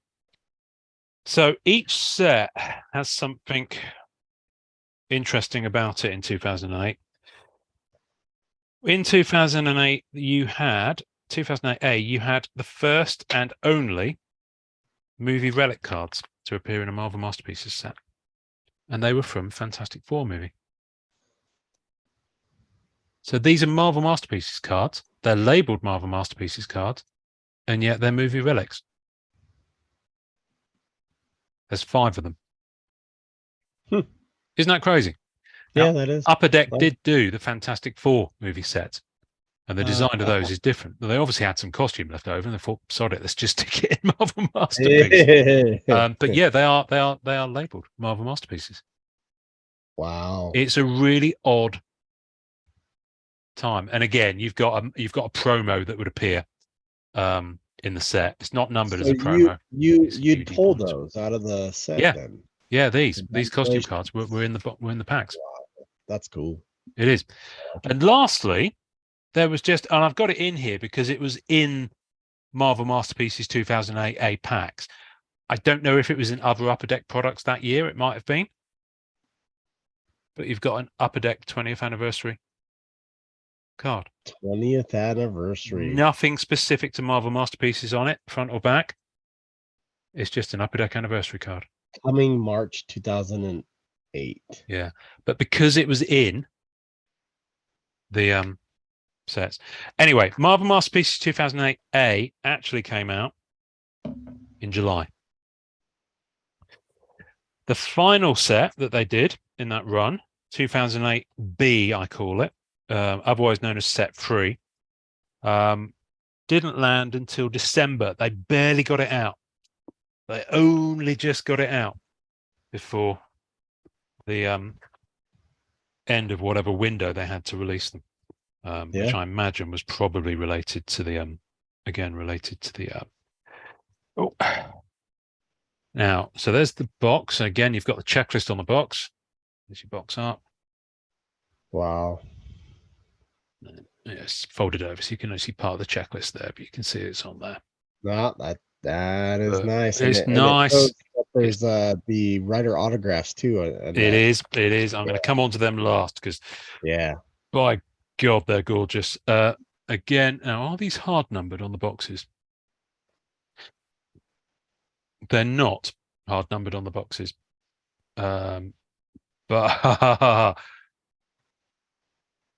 okay, that's interesting. I've just spotted something I've never noticed before. I'm going to come back to that. That's actually got me really excited, like stupidly excited. So there's your packs. I don't actually have clean packs. You notice these are scissored off. So I don't actually have any full empty wrappers from this set. So if anyone's got any full wrappers, like without being cut off at the bottom where they've just been opened, I would love to acquire some. Okay. As your wrappers. Cool. So, like I said, I'm going to come back to the aforementioned writer autographs. So the whole concept with the final set here is Bring on the Bad Guys. So Yes. the base set is Where you get the battles and all that, right? you do, but the base set is just like bad guys, literally. Okay. There's no heroes within it. Okay. So when you go through the 1 second, here we go. So all the base set has got this So is massive it the bit of foiling. insert? Is it the inserts that hold some of the heroes? I'll come back to that. I'll come back to that. Don't you worry, dear. We're getting there. So there we go. So there's the base set, and it's got this massive. If you can see that, you can just say it says "Bring on the Bad Guys" within that foiling. So I wouldn't say it's the classiest execution in the world. And as you can tell, some of the artwork is a little bit out there. That Baron Zemo. But I mean, look at him. Sheet over his head. I mean, some of it's wonderful, but some of it's really out there. And you got that Phoenix again. Look, she's back. That was used in the heroines, yeah, of the previous set. So if someone that was a Phoenix collector, they made out like a bandit with this set. Yeah. You've got some you've got some characters that are blatantly not who they say they are. But you do have some gems within it. I'm just going to quickly highlight the Elektra, which is a stunning piece by Alex Maleev. For an Elektra collector, Yeah, that's the one you want. You can really see the foil now. I've got it out of the wrapper. If I could zoom in on that. Yeah, that's way cool. Bring on the battles. Yeah, bring on the bad guys. That says actually. Oh, bring on the bad guys. Yeah, the battles bit we're coming to. That's the base. That's the base. This is the base. So there's no parallel to the base at all. Yeah, they're just a bunch of different inserts. It does, and it kind of flows. So the Bring on the Bad Guys foiling ends with card 45, and then you've got your Marvel Battles. Marvel Battles. Which is here. So the foiling changes to Marvel Battles. Yep. So this is cards 46 up. Now, is that foiling or is that regular? They're all regular cards, just with that gold foil in the middle. Okay. Right. And gold writing. You can see it there. So I got your that one. Yeah. I'd have to say this is I did want to talk about this card real quick. Card 48. There's no way on God's green earth that Marvel would do this anymore. Oh no. With all the blood. No. Well, bloody battles. Yeah. I was gonna say card. Oh my gosh. If there was any card out there that had as much blood as Sabretooth and Wolverine right here. Yeah. It's crazy. There's others like that. I mean, the Death of Elektra one, there's not a load of blood with it, but it is a pretty good image. But you wouldn't have they wouldn't be able to do that now. Oh wow. Wow, that's a sick. lovely piece. That's John K. Snyder. Wow. The third. You got Steve Rude here, you got Ariel Olivetti, Michael Golden, Dave DeVries. For those who think Dave DeVries didn't do anything in that period, that's Dave DeVries right there. I mean, that is typical Dave DeVries. Yeah. Wow. Look at it. So cool. That's what I mean. A lot there's when it's like panning for gold. There's some stuff in here that is very stylized and very kind of almost on the Flair wavelength, when they try different styles and things. Yeah. And there's some stuff that you just look at and you're like, Chris Brunner did the Wolverine and that's right. Wolverine and Sabretooth. That's cool. So the battles carries on for a bit. And then carries on to card 72. And then the last 18 cards is I think this is a brilliant concept. The artist Dave Johnson did these, and he absolutely nailed it. The X-Men ones. No, the last cards are Sinister Six, and they are mugshots and just a character card. Oh. So you've got Dr. Ock, Electro. Because it's the same artist, he's put this style into it. Look at Craven. Well, where's the X-Men one? There's an X-Men one, right? I'm coming to it. I'm still on the base set. Dear. It's like, where's my Wolverine? All right, there we go. You got your Mysterio. Have a look at the Mysterio one. It's just great. Cool. You got is that Sandman? Yeah, Sandman, and then the last one you got Vulture, and he's a gnarly Yeah, looking dude. there's no mugshot of That's Wolverine. that's I like don't me in the think. morning. No, because he's not in the Sinister Six. Anyway, but the foiling, Oh, it's got Sinister Six. Okay, the sorry. foiling. Yeah, that's what I'm saying. It's a Not Sinister even Six one. going into that. The foiling has got Sinister Six, but look at the logos. Ah, I It's didn't got see little. that. It's Okay. got little All right, so logos the whole for each of them. set, the whole insert set's called Sinister Six. Okay. Well, it's not an insert set. It's kind of they've done what Marvel Universe, the early ones, did, in that they've got sections of the set. So Just the sections of the yeah. set. Okay. So this okay. is still the base set. It's just Okay. divided up into 3 sections. You've got Bring on the Bad Guys, then you've got Marvel Battles, then last of all you've got Sinister Six. It's like and the that's your 9 90 panels cards. of the earlier 90s Yeah, sets. They basically. all did those 9 panels. Okay. So what you're jonesing for, my friend, is hang on a minute. Where are we? Right. So you got 3. Yeah, 3 insert sets. You've got a Marvel Knights one, so it's not your Wolverine one. Calm down. It's a Marvel Knights one, and this is the same kind of foiling as used in 2007 on the cards. I could see the foiling on your See face. the foiling on it, and again, a lot of this is actually artwork that was in the previous 2 sets. So that's the Moon Knight from 2007. Oh, Luke Cage okay. was in 2007, but it's a Marvel Knights insert set. You've got that Mike Wieringo dagger again. Wow. So it is art that's appeared in the earlier sets. But what's funny, if you're a Moon Knight collector, you got to collect all 3 parallels of the 2007, and then this card chase over card. here's This got chase right card, there. Yeah. But they are rather go. lovely. I'll just There take you it go, out so you can Alonzo. see the foiling on the bottom there. You see, so they've really gone to town on this gold foiling on this set. Man, to have one of those Moon Knights is pretty cool because it's like Yeah. Moon Knight. But look, if you look at And it down then the side Knights. again, it's got that Marvel Knights kind of K styling Yeah, just that on the is side, so and it's cool. got that down each of the cards. So that's the Marvel Knights one.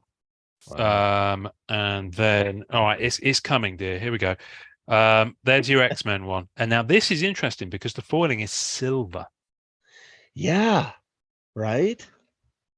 Yep. And there he is, Weapon X, Yep.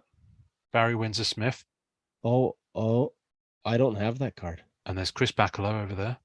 That's exciting trio. So that's Chris Bacalo. I got that one. Yeah. That was Yeah. sick. So you got that one. But yeah, you need to get that one. So There we go. cool. You're gonna be off to eBay soon, aren't you? I have to. There we go. And you got a Rise of Krakoa. And you got X-23. A Fastball Special. Wow. And Wolverine is on the back of that one. Look, there he is. Oh, okay, cool. Yeah. And Days of Future Present. So yeah, they are lovely. Let me just get one out so you can see the foiling on it. So it's that same kind of mirror foil that's on the foil parallel from 2007. Then you've got the X-Men. Yeah, it's way cool. The X-Men logo with Marvel Masterpieces there. Way cool. It's lovely. They're really nice. They're really underrated and very satisfying and very affordable to get as well. And then the last insert set, and then we're going to get onto the kind of crown jewels as far as I'm concerned. You got Marvel Masterpieces moments. So they're kind of iconic moments. You've got you've got Peter Parker in Civil War. My name is Peter Parker. That press conference there. And those are all foil, it looks like. Yeah, they are all foil. Yeah, you've got Galactus there. You've got Silver Surfer. Let me just hook one of them out. So we're back to the gold foiling on the logo. There you go. Marvel Masterpieces moments. And you can just see the foiling there. You can see the shine on it. Yeah, that is amazing. They're lovely cards. And you've got the very slight bordering down here with the M. Just there. Yeah. And the interesting thing with these is that they do start to muck around with the logos a little bit. These have all got the Fleer logo on the back of the cards in the bottom on these chase sets. The base set, I believe, has Skybox logo, and the Upper Deck logo is reserved for. Can I have a drum roll, please? Auto. No. Okay, that was rubbish. The I'll put that in post. Hurry up! Hurry up! There we Right to go. autographs cards. Now these are sticker autos. Before anyone asks, these are sticker autos, and they are they're really lovely. There's Brian K. Vaughan. He's got a little bio, a little picture of the writer on the back, and it's specifically writers, not creators, because Marvel Annual right now I've got these creator cards. That's got the Upper Deck logo on. Now there are 25 of them. I hesitate on that one because there were supposed to be 27. 2 of them never got released. So in my page, I've got a spot for the Brian Michael Bendis one that never appeared, which was supposed to be BB. But you've got some massive names here. You've got Dan Abnett. You've got Dwayne McDuffie, since passed. You've got David Mack. David Mack. I mean, these are top level creators. Fred Van Lent over here. The next page. The next page makes me sit up and beg a little bit. Some of the talent that's on here. You've got Jim Salicrup there. You've got Jimmy Palmiotti in the middle. You have got Greg Pak, Howard Mackey, Jeff Loeb. Michael Avon Oming. A fraction of these names I know. Yeah, Larry Harmer. But what I'm saying is, if you were reading comics in the 90s and noughties, these are titans. That Wolverine one is sick. I have that. There's some amazing ones here. Let's the Wolverine. Shout out Larry to Harmer. Doom Card. Doom Card hooked me up with that auto last year. Yeah, that was cool.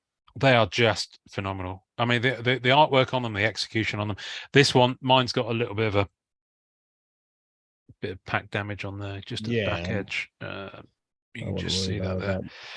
But it is what it is. But yeah, I'm very, very smitten with these. And the other one that wasn't packing. Let's go to the last page. So the last page has got such luminaries on it as Tom DeFalco. At the bottom there. Warren Ellis is the other one that was supposed to be in there that wasn't. We've got Walter Simonson. We've got Roy Thomas, Silver Age guy. There's another Wolverine and Captain America one. I've seen that on eBay before too. Yeah. Roger Stern. Yeah, there's some stunning cards in here. So the one, I love them. Even though they're sticker on auto stickers, it's just crazy phenomenal. to, they really are good. From 2008, they really are good. And this is a lot of these guys. Some of these guys have passed since as well. Now there is a lot of rumors about the fact that the Brian Michael Bendis, the BB, and the Warren Ellis, the WE, were made. They just didn't get the autos back for whatever reason, and so they never went into the set. I live in hope, which is why I've got empty slots. But the reason I got excited just then is this is something new to me, and this is what I love about sets that you dig, is that if you spend a bit of time with them and have a look at them, you'll spot something you didn't spot before. Yeah. I've just spotted something very, very small on the box. That's a writer auto that's not in the set. That image isn't in one of those writer autos. Crazy. And I can't quite tell who it is. Let me have a close look. I've no idea who that is. It could be a mock-up. Huh. Look at that. And it's not one of your ones you're missing? No. Well, that's the thing. I don't know. Because I've never seen what those look like, and I can't tell whose autograph that is. Question for you: Does it show that on the box? Yeah, this is on the box. No, does it show you on the back of the box the checklist? It doesn't have the artist auto on the checklist. No. Okay. So, yeah, but it says really interesting. Right? Yeah, it says writer autos. It says writer autograph cards randomly inserted right next to that image. Okay. I've no idea. I've just spotted that. So that's kind of got my tail wagging. It could well just be a mock-up for all I know. And it was it never made it in. They might have changed the design of something because it is much I would say that if anybody has seen that card or knows if it exists, it would be probably Eugene. I don't You know think? actually. Eugene is No? fairly new to Marvel cards, relatively. It might not seem like it. it I doesn't missed seem something. The promos. The promo numbering carries on. There was only one. P11 is that one.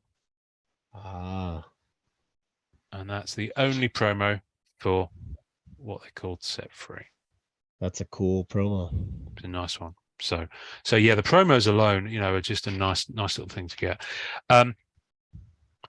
The one thing we haven't talked about is sketch cards. So the reason why, especially 2007, the sealed boxes are so expensive is because you had artists on 2007 doing sketch cards, and it's up there with the kind of names that you saw in the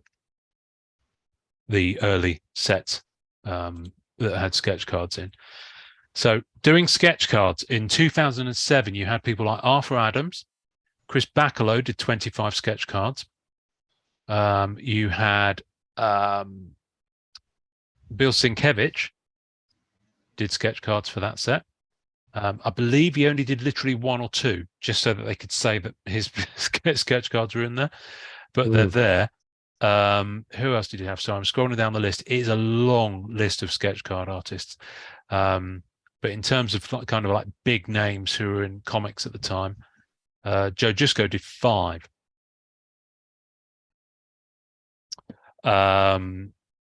To give you an example, who else have we got? David Mack did 10 sketch cards. Yeah, just imagine pulling a Joe Juice. Do you see what I mean? And this is why. Now, I was on the Scoundrel forum earlier, just before we started recording, because I just wanted to remind. Tom Palmer did 9. Who's passed away. Tony Perner did 75 sketch cards. Tony Perner did 75. Wow. 75. Wow. And it's got the numbers of sketch cards on the Jeff Annager site of, to have an original 2008 Tony Perner. That'd be 2007. Cool. Yeah. I've got one. I'll show you in a minute. Bill Sienkiewicz did 1, according to this. Who else you got? Cat Staggs is in the set. You've got Lenil Yu did 9 sketch cards. So yeah, you got some pretty big. I mean, there's loads. There are some artists that are listed as announced but never observed. But I don't know when this was the last updated. But Mark Texera is one of them. Although his work has appeared in Rittenhouse sets. So with the sketch cards, the back of them is different for each set. So first of all, I'm going to show you. Now, I'm excited to see this because I can't remember for the life of me if I have a Wolverine from one of these years or not. So that's the back of a 2007 sketch card. Okay. Is that Doom? It is. Behind Spider? No, it's not. What? Oh, I don't know who it is. It's not Doom. Yeah. No, it's kind of it could be Morbius. Don't know. It's not Doom though. You can tell because he's got teeth. Right. You never know. Some writers want to put teeth on 2008 A, in fitting with the fact that there were Fantastic Four relics in there, has got that on the back. Yeah, I've seen that one. So that's otherwise known as Set 2. They called it at the time. And then the other one is Set 3 or 2008B, had this kind of mashup image. Oh, nice. Yeah. Okay. Now, the other thing to bear in mind is that the top border of each card. So that's the top of a 2007 one. So that's kind of a greeny color. That's the top of a 2008A. You see the border's different? It's got a different color. Yeah. And then that's a 2008B. Now you're probably thinking, why am I not showing you the sketch cards? 2007, 2008, kind of hard to tell. Yeah, it's the backs. It's the backs you want to look at, but it is noticeable. 2008A has got the lightest. It's that kind of that orange. That's a Stephen Miller sketch. Wow. It's a stunning sketch card. So yeah, I do have, and the thing is with these is that there's quite a lot of black and white ones as well, because they didn't have to be full color. So there's an awful lot of black and white ones out there. But the one I wanted to show you was this Tony Perner that I talked about. Where is it? There it is. This card, this is one of my 79. Yeah. This card, when I get it, I'm going to get it out so you can see it properly, was originally black and white. So it was originally black and white. Originally black and white. You said someone has no, I didn't. Someone has actually sent me an image of it, black and white, that they captured off the internet. So I know what it looked like, black and white. Wow. At some point, Tony coloured it and wrote 2012? aftermarket 2012, and I bought it off that person on eBay. Whoever got it coloured by him, and Tony remembers doing it as well. Yeah. So, but that's that's the only Perner I own. But That's way cool. But it's Tony. Cool. I mean, look at it. Love it. Intel of Tony. So yeah, I'm as you can tell, I'm pretty smitten with 2007, 2008. I do have a master set of each, with the exception of an unsigned Jusco promo from 2007. And you remember those? The writer autographs they didn't make. The writer autographs, but I don't know for sure that they ever made it out. There could be some sat in a drawer somewhere at Upper Deck's office, but I've asked. Put it that way. And then I think it's a wing of the building that no one ever goes in, that's locked. Like the bit they always lock walkers in The Walking Dead, and you've kind of just lock them in there and they get on with it. And the other thing is, you remember those Upper Deck points with the code on that you got? Yeah. You could save them up and get an uncut sheet of one of the 2008 sets. And I've seen one person who posted images of it on, I think it was Non-Sport Update Card Talk some years back. And I don't have that. And I've never seen one for sale. Never seen one for sale. I can't imagine many people did it, in all honesty, because they were pretty throwaway, those points cards, when you found them. And of course, it's long since expired. I don't think they operate that system anymore. The UDE points, they used to call them. So there we go. Marvel Masterpieces, 2007, 2008. Do you have any other questions about that set that I could possibly answer for you right now? Yeah, and that's the thing, is I think you've answered quite a bit of them.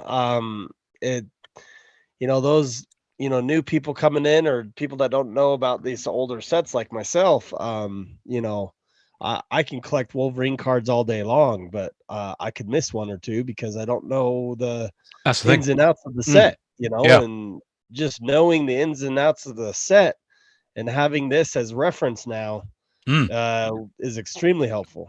Well, it's difficult as well because, and I mentioned this on the character collecting thing, some of the cards that you've highlighted that you didn't see, it doesn't have him in the subject of the card.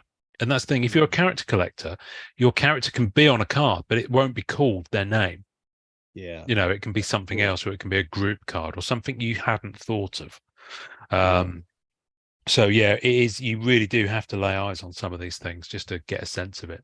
But I think you've probably got maybe up to half a dozen to go and chase now, haven't you? As a result of seeing these. Yeah, I got at least 3 or 4. Yeah. That I got to get. Yeah. You're going to have fun with that, aren't you? You're going to go for that. Go for that. Just go oversized. Wolverine on. Oh yeah, I already got it. You already got that? I wondered what you were doing. with your head down there. I thought, is he texting someone? What's he doing? I can't wait. Stuff. No, I wouldn't be texting stuff. anybody. That's just hilarious. That's going hilarious. to eBay. That's just like, second nature. Yeah. It's like, where is it? I must have it. So yeah, they are great sets in their own right. They're obviously very different to what we get now. No, and what's funny is me and Ian were talking about this set because it came in discussion when we were talking about something. Something brought it up. Even after you reached out to me or whatever, about me having some questions on it. I'm like, hey, a little bit of confusion. And then as many questions as I had, Ian's like, well, let's do that on the MCCW pod. I'm like, yeah, that actually is great. I have no clue about the ins and outs of the set and don't know much about it, but and you're like, it. Let's do it. That's why I like doing these Setrospective things. Yeah. Especially for a set you're really into. So, Well, I would sorry, carry on. I think it helped not knowing, because it's like I had a question and you're like, we're coming to that every single time. We're coming to that. We're coming me. to it. Don't you worry, it's on the roadmap. But that's the thing. Great. I would say, if I know there are folk out there who I would consider to be experts on different sets. So, I mean, the most common one is Mr. Foxham. What he doesn't know about Fleer Ultra X-Men 2018, probably not worth knowing. Okay. Yeah. But there are similar people who are really into certain sets that have come out, be it 90s or be it noughties or be it earlier than that, or be it, kind of modern era, I guess. So if anyone wants to come on and kind of document and record and show and give a little bit of a walkthrough, flyby, whatever, of the set that they're really into, just hit me up. Yeah. I mean, there might be people out there. I know. Jonathan Dunn, for example, is what he doesn't know about Fleer Ultra Spider-Man. Again, not worth knowing. So I tend to refer to him as Mr. Fussum for that for that reason. Well, and you bring up a thing that we could always have one later is I'm a fan of vibranium. Not everybody is. Right? Mm-hmm. And I know quite a bit about vibranium. I've done a lot of research, so I've talked to several people about when it came out and how unpopular the set was. Yeah.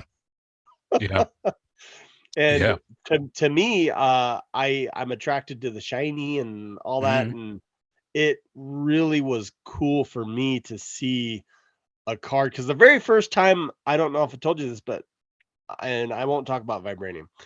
I'm just going to talk about this one story. Hold it for your vibranium episode. I can't speak.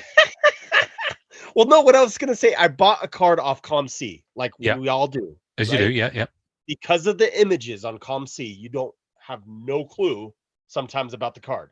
I bought this card I don't have this image of the card. I get this card in hand, and it's just the chrome card. Yes. And I'm just like, this is amazing. Like, what? How is this? Yeah. It's like, it's kind of like what Allure has gone back to with that kind of chrome effect. This is the card. This is the card I took. Hang on, I'll be back in a sec. Hang on. Whoa, I'm just getting the beast. I got it right on the spot. Oh yes. That's I wouldn't be Marvel Madness if I didn't have vibranium on the spot. No. Exactly. It's got to be done. Well, let me show. I'm sure you've seen this on my Instagram feed, but let me show it to you. Oh, anyway, I need to sit back a bit just to allow room. But I got it in person. I opened up the mail and I could see my own image in the card, and I'm like, what the? I haven't seen a card like that. They are very very mirrored, aren't they? Yeah. They are ridiculously mirrored. Right, here we go. Here's my 9th page for vibranium.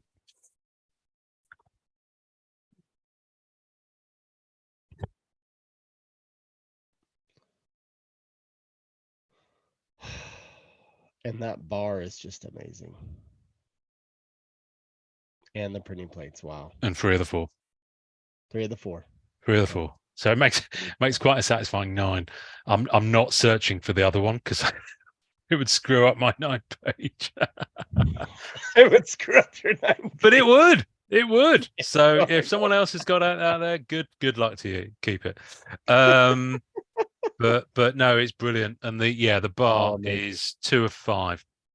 Yeah. And then the one next to it, which is the Radiance, is 2 of 50. So I've got.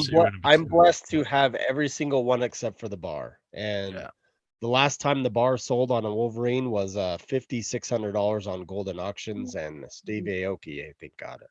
That set the bar high, didn't it? The only reason I know Steve Aoki got it is because I have talked to some people, and he wanted it more than me. I bid it. I'll be honest, I bidded quite a bit for it. He's got deep pockets, isn't he? So Yeah, it's all good. Some people do. It's they're blessed. I have to say, I did calculate how much, and even at the time, I remember waiting for these, and I got all this within about a 4-month period after the set came out. Probably, I worked out how much I spent. I added up all the eBay wins on these. Mm-hmm. And it was just under 1,000. Yeah. That was back in 2015, 2016. When it came out. So, so those bars have always had a little bit of premium on them. Yeah, I don't know. Let me see if I can. I've still got it, because the thing is, I never delete emails. So let me just have a look and see exactly how much I paid for that bar. If I can find it. Wow. Okay. So I'm back to. No, actually, no, I didn't get them all over a 4-month period. The last printing plate I got was in 2017, believe it or not. So let me have a look. Cat Vibranium. There we go. This is fascinating listening for people waiting for me to find this out. Black Cat printing plate. What's that? What are you saying? I said we can save it for Vibranium. We can, but I'm actually slightly determined to figure it out. No, I know. So here it is. Order confirmed. I'll let you. So I won this on the. Wow. Okay. I won this on the 1st of January 2016. That bar, $150. Dude, that is sick. $150. I have a feeling it might have been by now. Yeah, you couldn't find that Black Cat less than. Yeah, it's by now. It's by now. So I think I saw it and I snapped it up. And the ironic thing is, I think I probably paid 3 times more than that for one of the plates. So so I think someone broke the product and just was like, "Hey, well, you have an amazing collection, dude." And I'm glad that we're able to talk about this 2007 masterpiece set. 2007, 2008. So go check them out, kids. Right, let me close this binder and I'll circle us into land, and then you can go off and get some breakfast, and I can go off and hose down because it is hot as hell in here. Joshua, tell people where they can find you online again. I know you said it at the top, but say it again. Yeah, no, you're completely fine. I mean, you can just find me all over the place. I try to I try to be part of the community and do my part. And I was able to, have Rhiannon Owens last night on my show. So those who haven't seen my show, go check those artist episodes that I have out. One of them's Ash Gonzalez. So definitely have some cool guests coming in. I'm not Spidey Hits big, but it doesn't matter because I do it for fun. Plenty to go and around. I do it for the community, and Matt Fuller has been on a few of my episodes, and he's probably going to become a regular when I have artists on. So cool. Yeah. Cool. All right. Well, I've got quite a big guest. I'm recording Monday week. Just YouTube and Instagram. That's it. Cool. All right, guys. Well, listen, throw if you're not already following, throw Josh a follow. If you're there, like and subscribe this podcast if you're not already subscribed to it. Because hey, could always use some more subscribers. And until next time, I managed to get one of these episodes up on a Thursday. Josh, what do you want people to do? Guys, please just watch and listen to this podcast and enjoy collecting. Marvelous. Thanks for listening to the Marvel Card Collectors Podcast.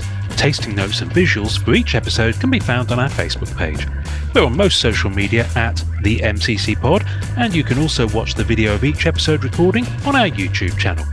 Leave us a voicemail via our home on anchor.fm/MCCP. We're also on iTunes, Spotify, and all major podcast platforms. please take a second to subscribe, like, and review our show wherever you find us. Our Facebook community is at MCCW Marvel Card Collectors Worldwide and MMC Marvel Masterpieces Collectors. The great music we use on our audio version is called Rocket Power by Kevin MacLeod. Thanks to the collectors, artists and creators who support the Marvel Cards Fan Collective. We'll see you next time, and remember, it's a small hobby but a fun one. Make mine Marvel and enjoy collecting.